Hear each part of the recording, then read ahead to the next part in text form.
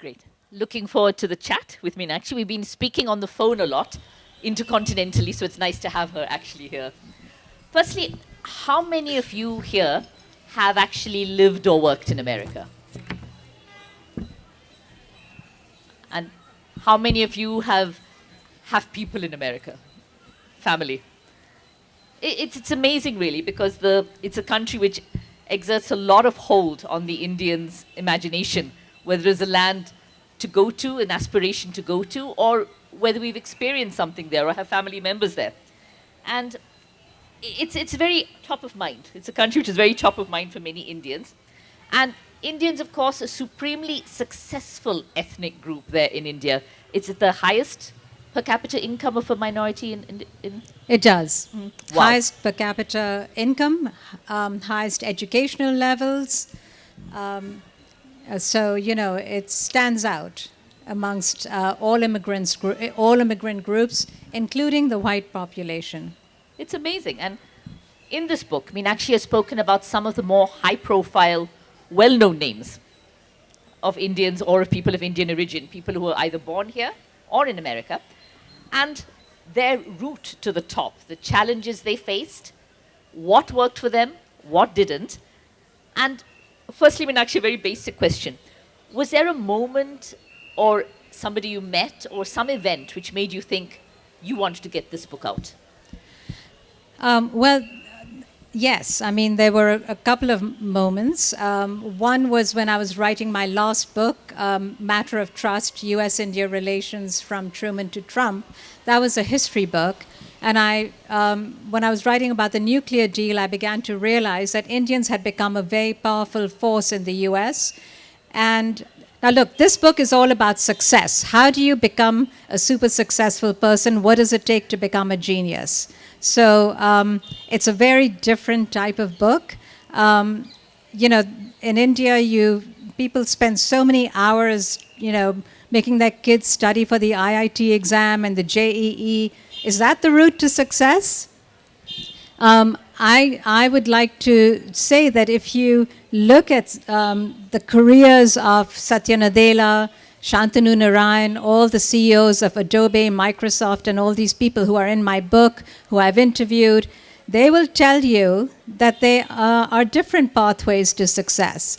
They tell you in their own words in this book how they got there, what obstacles they had, what inspired them, and how they got to the top of their profession. So if you want to know what is the secret to getting to the top of your profession, you know, I would suggest you listen to the wisdom of some of the people in this book. I was inspired to write it because I noticed that when I was doing the nuclear deal, I spoke to the Indian ambassador, and he said, you know, when it was very difficult to get this nuclear deal passed through Congress, and I called all the Indian Americans, this was in the 2000s, and I asked them to help get this through. So all these Indian Americans by then had become quite economically successful, and they fanned out. And they went and raised money for their congressmen and senators. And what they did was they made it clear to all the American congressmen and senators that having good US-India relations was extremely important to the Indian community. And the Indian community now had money, so they could support their candidacies. And so these people actually responded positively. And instead of a no, they made it into a yes vote. And that nuclear deal got passed very effectively. So that was one thing that I said, wow, you know, they have found their political voice. And then there was this explosion of news around 2006 when Shantanu Narayan becomes CEO of Adobe, and you have Indra Nooyi become CEO of Pepsi. And all of a sudden, people are writing articles about Indians becoming the new titans of industry. So they're no longer invisible. They're now becoming visible. And I had coffee with a friend of mine in the New York Times, Samani Sengupta, and she she said, we are on the, I was talking to her about AI, and I said, we're on the threshold of a new tech revolution. So, AI is going to be changing how we do business in the future. It's already changing how we do business. I'll tell you a funny story later about AI in my book, but so she said, we all knew Bill Gates. We know about Steve Jobs, but do we know who Satya Nadella is? Do we know who Sundar Pichai is? Maybe some Indians do. The Western world doesn't. They don't really know who these people are. They know, oh yeah, there's this Indian guy who's the head of Microsoft. But do they really know who Sundar Pichai and Satya Nadella are? She said, I think you should write this book and get people to find out who are these people. And so they're going to be making major decisions that are going to impact your lives and mine. They've got our future in their hands. They're going to be shaping our future, taking decisions that affect all our lives. Who are they? So I thought this story had to be told. Absolutely. I mean, it's, as you said, like, the lives when the others dropped out of college, but you don't know the background of many of these huge names. Exactly. And you mentioned how they're not invisible anymore. They're very, very visible in many fields. You've touched public policy, you've touched on tech, you've touched on medicine. Right. Different fields. With so many, how did you decide who you wanted? Was it something as simple as accessibility, or was it you wanted to focus on there are many successful Indians in the U.S., as I'm sure all of you know. So I didn't want to just profile successful, wealthy Indians. There are many of them. What I wanted to do was find Indians where they had had a transformational impact, either in their field or on the community or in the world. So I was pretty selective. And then I wanted to limit it to 4 or 5 in their field, because otherwise you're not going to get to know them. If I wanted to do justice and have you get to really know these people, and if I had to get to know them and then do the interview so that you could get to know them, I wanted to make sure that, I limited it. So tech was obvious. I mean, I'm in Bangalore. I mean, I'm so happy to be here because, when I went around Silicon Valley, there were so many people from Bangalore there. I mean, you guys export some of your best brains to the US, so congratulations. I mean, I bet you all, the next tech titans are all going to come from among you. So I would say, make sure that you're listening to your children carefully and not just training them for the JEE, but looking to see how Satya Nadella and all these people climb to the top, because not always the IIT route. Not always the IIT route. I mean, there's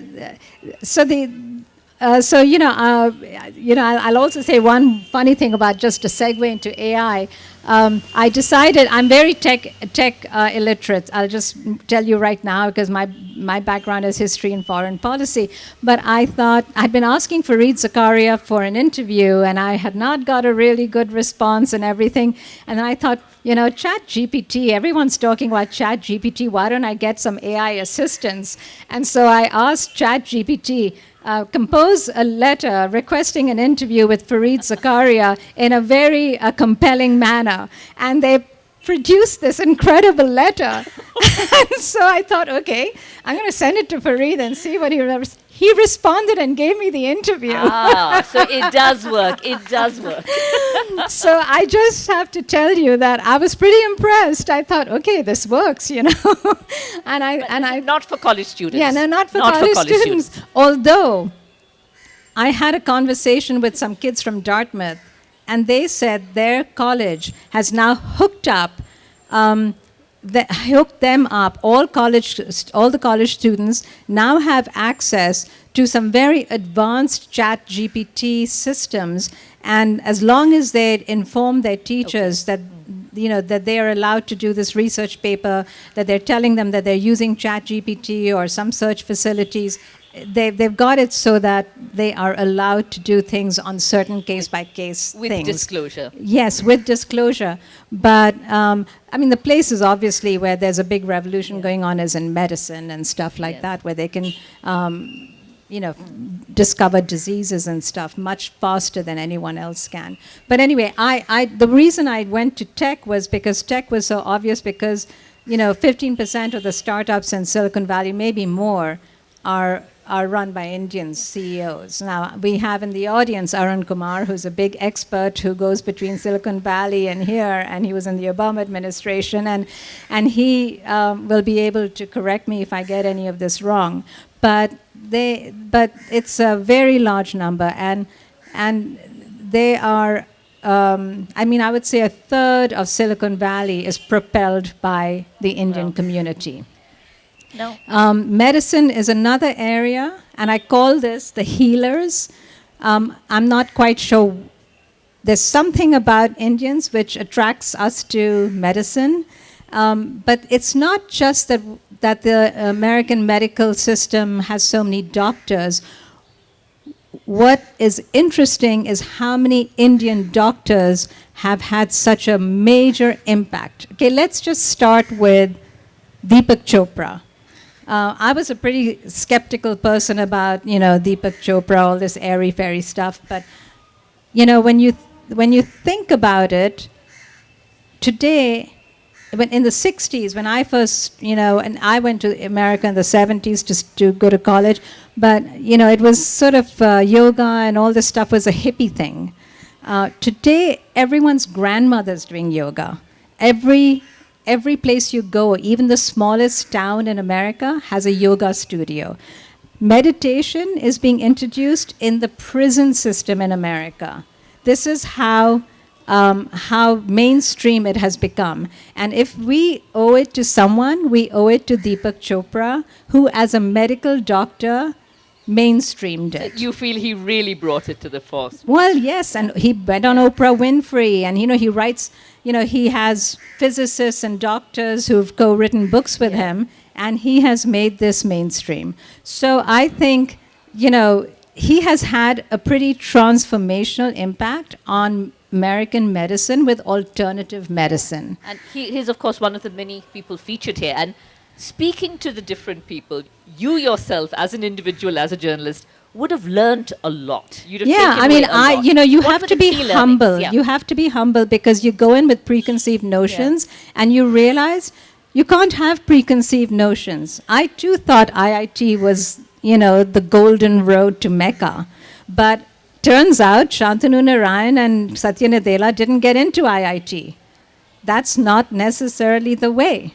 So, I would read their stories and see how they got there and read from the wisdom they've given because, honestly, there are other ways to get to the top. What were your key learnings?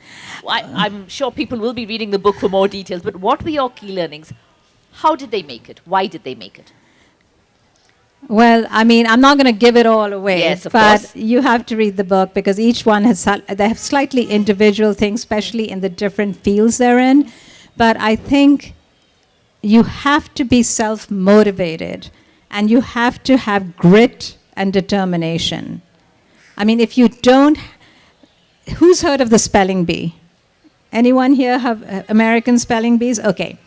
So they've now been documentaries and there have been studies and there have been interviews with all the kids who win the spelling bee. And then I did a whole graph about the kids who won the spelling bee, the contestants who tried out for it, who tried several times to win and didn't win, who made it to the finals.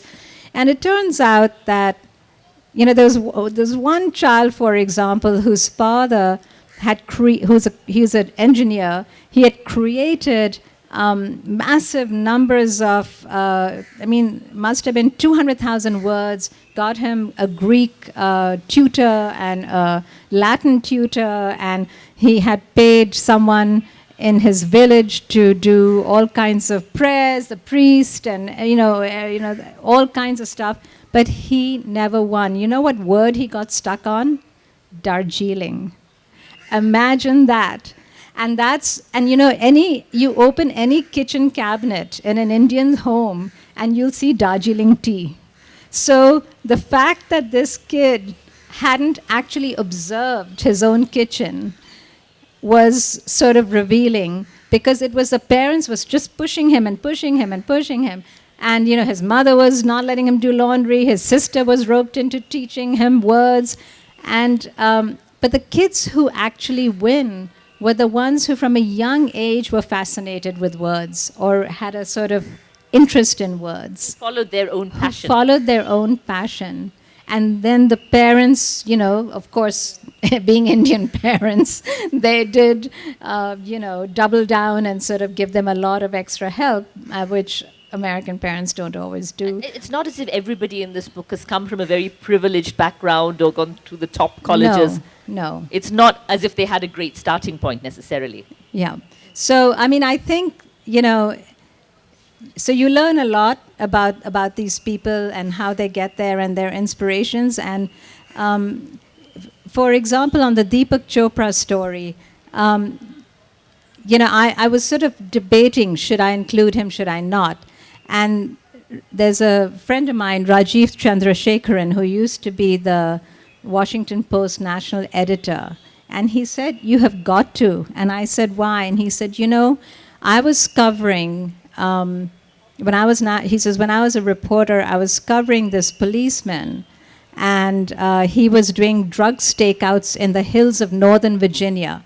Now, this was a guy who was like a white, I mean, not very educated guy, who was a rough and tough policeman sort of guy, liked to put people behind bars, doing drug stakeouts. He had a bad marriage, he cursed, used the F word, and so Rajiv was going with him on this drug stakeout, and in the middle of driving around in the hills of Virginia, this guy pops in a Deepak Chopra tape. And Rajiv is like, what? And he said, oh yeah, I listened to Deepak Chopra, this guy. He says, you should listen to him sometime. He's telling Rajiv, you know, an Indian guy. He said, he really calms my mind, and he's really changed. He says, I was so stressed out from my marriage, and I was so stressed out from everything. And he said, I really find that he calms me, especially before I do a drug stakeout. Wow, okay. I mean, Rajiv said, so, you know, Deepak doesn't just appeal to people who are, you know, sort of Oprah Winfrey types or rich women in Beverly Hills doing yoga. You know, he's crossing all kinds of class barriers. Now, someone who can do that, who can transcend from, you know, wealthy, you know, people in California and Park Avenue down to a guy who's doing a drug stakeout, who's not very educated. I mean, I think that's something. Absolutely. You spoke about not going in with preconceptions, with ideas of how this person was and just trying to add some body to that. Was there anything, I'm sure there must have been many, was there something which really surprised you about any of the people you featured here?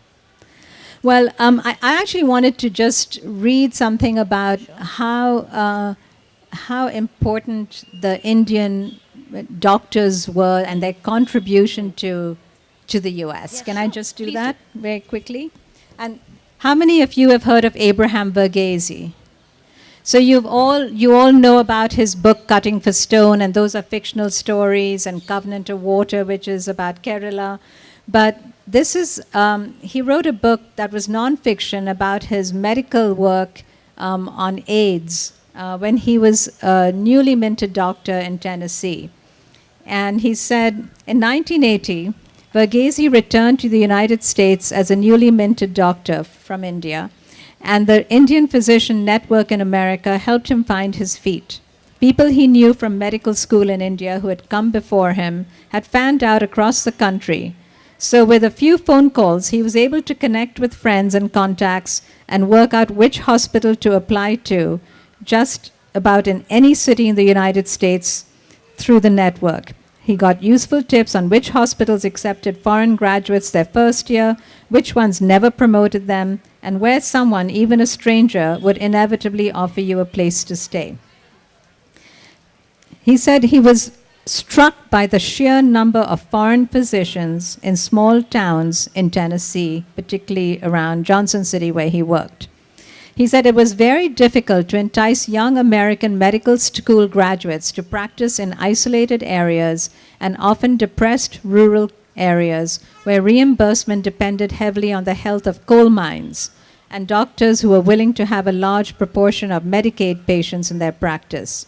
Inevitably, foreign doctors, many of them Indians, fill the need. In his book, Verghese describes a comical situation involving the Indian doctors who served this population.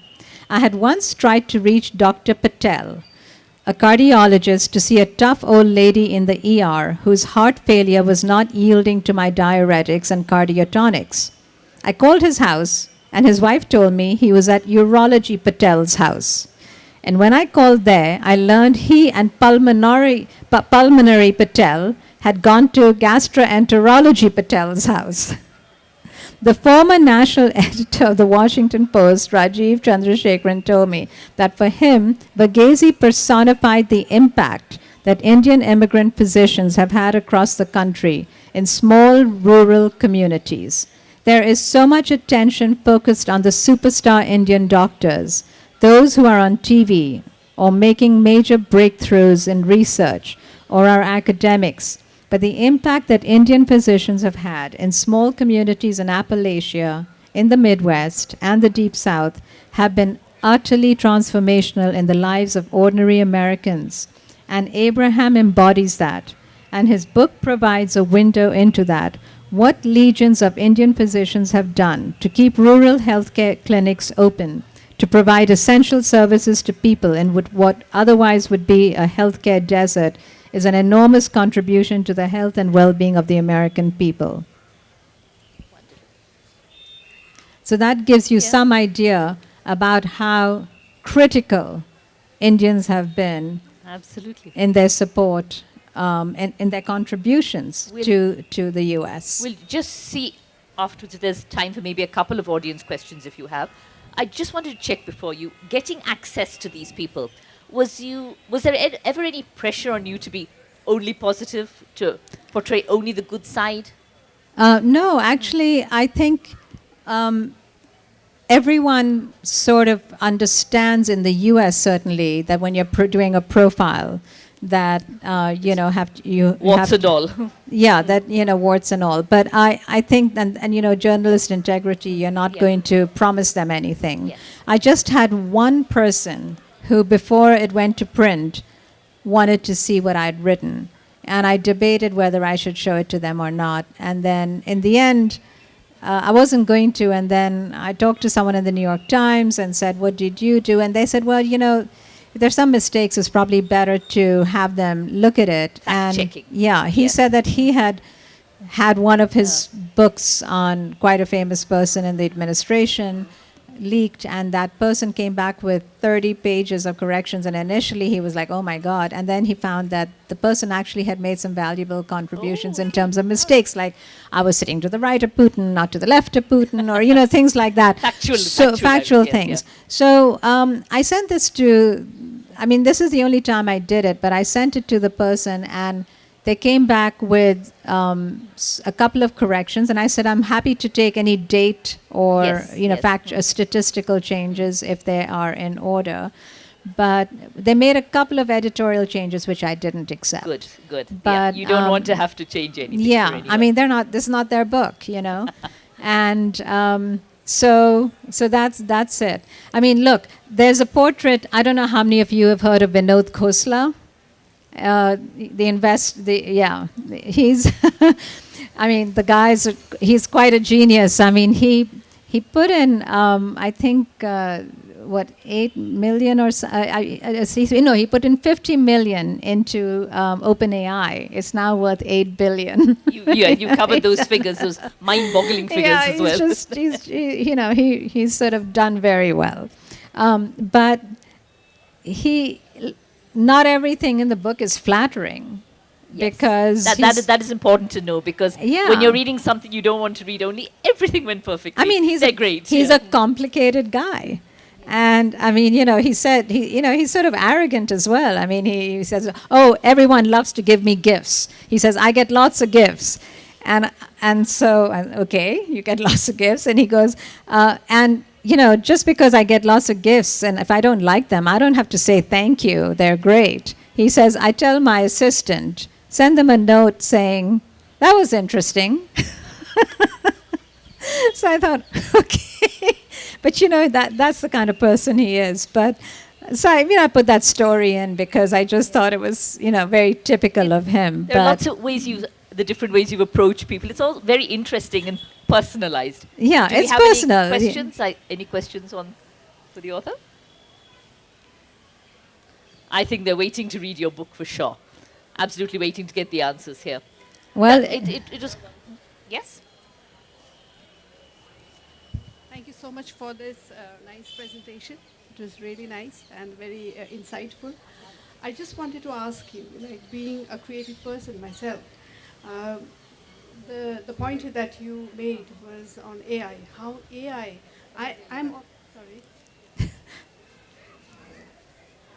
I hope I preface this by saying I'm not a techie. No, that's fine. But I have always been very skeptical about using AI, But then when you pointed out that you had the questions ready and you said it to Zubat, to the person. Yeah. So, how does AI, does it hamper your creativity? Or as a writer, as a writer, does it block your skills?